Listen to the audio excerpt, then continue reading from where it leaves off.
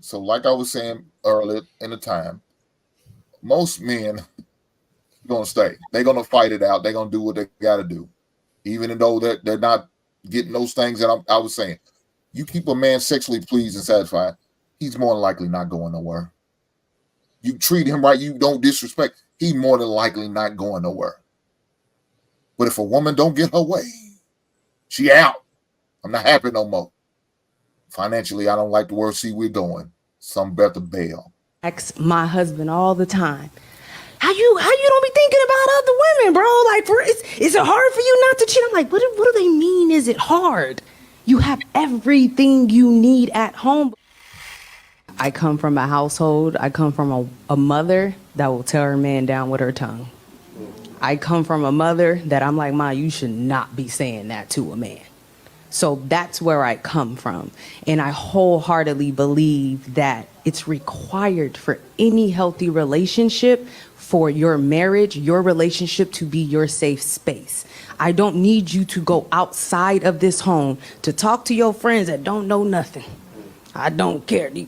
Some of these men is dumb. Some of my husband's friends, they dumb. Y'all don't know nothing. Y'all not even married. But to be able to come to me, and it's so important that it is a heavy responsibility, ladies. It's a heavy responsibility that when a man confides in you to let you know his weakness, you're not packing that away as a weapon later. Because that's what the fear is. The fear is she gonna use this against me later. She go, oh, you was crying about your daddy issues 2 days ago, but now you don't no man wanna hear that. No man want you to use their vulnerabilities as a weapon. That's the fear. But I thrive in the comfort of knowing that my man's. All right, we can go ahead and continue the conversations. Want to play one of them? We got a couple more, but feel free to chime in. The reasons why men remain faithful. Everybody's talking about counseling. You might need to go see Dr. Ruth. Just saying. You might not need to do. I'm just saying. Everybody don't You know. heard what he said. Like, Yeah, everybody don't know who Dr. Ruth is. You can't keep your man's smalls empty. Then you at risk. Throwing it out there. But I agree with what she's saying. I mean, that's one of the things that could change us, for the worse, is when, we do finally open up and disclose something that maybe we never disclose, or maybe it's just something that we hold, something that we protect, and we give that to y'all, and then you use it against us. That can change a man for a long time. It could turn him into a different person. So I don't know if a lot of women know that is a big responsibility when somebody's giving that type of information to you. But I do think it needs to be conveyed, because I mean, we see a lot of what we consider, great men out here doing great things, and you see a lot of their downfalls is handing information like that to women who aren't worth that responsibility. The minute you see and a lot of these dudes are young, they haven't been taught correct, but the minute they convey something to a woman they think they could trust, and then the minute that goes left, guess what happens? You seeing a text thread of all this personal information, and and that can change you.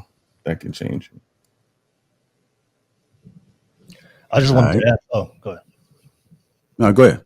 Yeah, I just wanted to add something for the conversation of the why men remain faithful. I know you brought up an example, Lapeef. You brought up if a man is not being treated right, and I know Hank brought up an example. If men are not getting sex from their women, that can be a reason why a lot of these guys may feel like they want to go out and cheat. And I've had this discussion and pushback with a lot of men in the space. The way I see it is, a lot of the problems that we see in relationships, that a lot of men feel like they're trapped and they feel like they have to go out there and seek somebody else, whether it's men or women. But a lot of times we always talk about when the problem is already at its worst. but we don't really have a conversation about how do we get to that problem in the first place.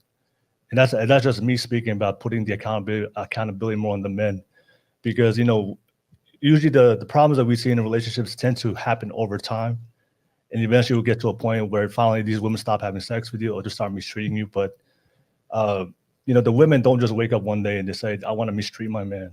The women don't just wake up one day and say, I want to stop having sex with this man. These are things that you can see over time. And I think for a lot of times, these men don't address it. That when your woman starts not giving you that sexual attention in your relationship, that's something that you and your partner have to address immediately. But a lot of times we avoid these conversations because it tends to be very abrasive and tends to be heavy. It tends to be a very hard conversation to have, but we kind of wait to the end where they absolutely don't want to have sex with you, when they absolutely don't mistreat you in your relationship. And now we try to use that as an excuse why I need to step out, instead of trying to figure out the problem when it happened in the very beginning. Even if it was subtle, they just saw, maybe she stopped doing the very things that you liked when you had sex, or maybe she stopped making your lunch or your favorite sandwich or whatever it was, or your favorite dinner. But we tend to ignore these things. And oftentimes what I see in this space, we always talk about when it's absolutely the worst. But I think we can overcome a lot of these problems when we see this in the early stage in a relationship, and we have to have that hard conversation, sit down to make sure it doesn't get to 2, 3, 4, 5 years in the relationship. And now it's absolutely worse. And then now she doesn't want to have sex with you, or she's mistreating you. But a lot of times when I have conversations with people that have these issues, and you have asking like, when did you see this first happening? It was usually 2 or 3 years before you got to a point when they wanted to leave or they wanted to step out. Yeah, I mean, I think for me it's just if you made a commitment, I think having issues in a relationship just comes with the territory. I just don't want, being somebody that practices accountability, I don't want to use that excuse to why we step out. But I do understand why men think that way. But I think oftentimes when we have these conversations, we just think about the absolute worst but we don't think about the upfront, like how the beginning stages when these problems tend to start, and then we can focus on there. So that way you don't have to get to a point where your woman absolutely doesn't want to have sex with you, and she absolutely disrespects and mistreats you. When we can have these conversations early on in the beginning stage of the relationship, where we set the expectations and boundaries, and making sure that we do follow-ups to make sure that, hey, this is respected. But my personal experience, a lot of times with my friends, that they tend to ignore these things because we just hope it gets better. And I think hope is not a strategy if you want your relationship. I think we have to be able to communicate our expectations and hold our partner accountable when you're not getting what you need. And I think we're living in a generation of men, they're afraid to talk to their women. And we just had a conversation earlier about telling our women that she's overweight. I think I agree with Hank. I think we should be, as men, we shouldn't be afraid to tell our women the absolute truth if that's your woman, if you really want the best for her. But we live in a time where men are absolutely afraid to tell the women their needs. And if men are afraid to tell their needs, that can be a problem. So I think the conversation should be shifted a lot more in the early stages of why we're getting the outcomes that we see in our relationship, to the point where we absolutely feel like that we have to cheat. And I think I think the solution is not when we have to leave the cheat, is what can we do so we don't put ourselves in a position where we feel like that we have to step out and cheat. That's just my standpoint. So Will, let me say this. I think most men do say something about when it comes to sex, if they're not getting sex, and they will ask the question, why ain't you giving no sex? Now, it may not go the way that most people probably think. It could turn into an argument most times. Okay. Why every time I try to get sex from you, you push me away, or you tell me no, or you're not feeling? I get every reasons in the book why I don't. I think most of the time men will talk about that. Now, men will sit there and accept disrespect and not talk to him about her disrespecting him or her not treating him right. They will accept that and not say that and brush it under the wood and allow it to happen. But the sex, most men won't. They'll say something because now they starting to think, bitch, you cheating on me? And I said, that's just how it is. Because that's what their mindset gonna go to. Are you cheating somebody else? Is there somebody else you fucking? Because you ain't fucking me. Yeah. That's where they're gonna go. So I think the sex will have a conversation. That other part, yeah, they will accept anything else. Not without sex, without saying something. Most I men. wanna I ain't gonna say all, but most men. I want to add to this conversation because maybe Hank, they initially might bring the topic up, but then are you actually listening to the response that you get from the woman? Is she saying that she needs more quality time with you? That she needs the foreplay to start earlier in the day, not just as soon as you get home. You want her to be hot and ready, and you didn't give her any communication the entire day, the entire week, and she feels disconnected from you, right? So your woman's probably telling you, but it's like, are you listening? You know what I mean? Is the behavior changing? Because you need that changed behavior for you guys to have that physical bond and connection. She needs to feel emotionally connected to you first.